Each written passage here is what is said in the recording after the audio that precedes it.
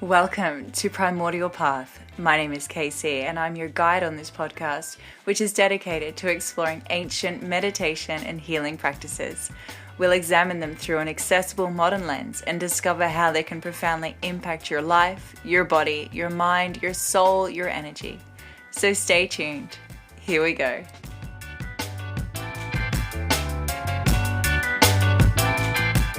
Welcome back. Today is all about Dharana, or concentration. This is the sixth limb in Patanjali's 8 limbs of yoga. Dharana is very often confused with dhyana, which is meditation. Now, whilst they're similar, they're not quite the same. Dharana is the step before meditation, as it's here where we attempt to remove the recurring thoughts of the mind. This is very much where the clear your mind concept comes in. However, instead of clearing your mind completely, as that's, let's be honest, is near impossible, we can focus or concentrate our mind onto a single object or thing. In this way, we can exclude all other thoughts, and our mind becomes completely absorbed with concentrating on this one thing.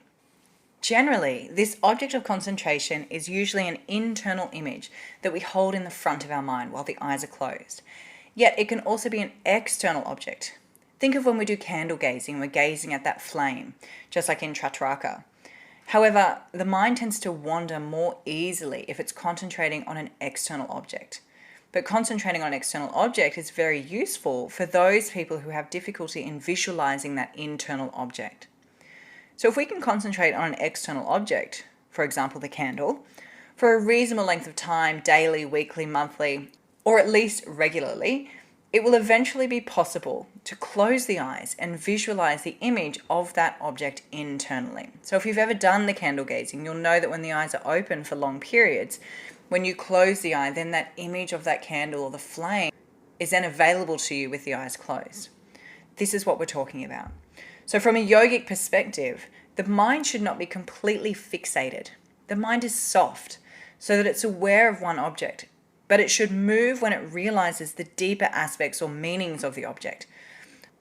When it realizes aspects of the object that were not perceivable before, when the mind was wandering from one object to the next. For example, think about if you're walking through an art gallery and you're wandering around and you're glancing at the walls and you're looking here, you're looking there. You're not actually taking the time to look at any individual artworks. We're just wandering through, admiring from afar. Oh yes, that's nice, but not actually taking anything in. Yet, if you take the time to study each one, this is where we get the details. In this sense of just wandering around, we miss those subtle details. If we were to spend 10 minutes or half an hour even studying one picture, the finer and more subtle details about that artwork will be revealed. Now, this is the same with our own minds. To hold our mind on one single object can be quite difficult, yet the benefit of deeper insight into the object of concentration is great. Concentration on one object is not impossible. It simply requires consistent and persistent practice. When the mind has been purified by the practices of the previous limbs of yoga that we've talked about in previous episodes, concentration will come by itself naturally without any special effort being required. Give it a go.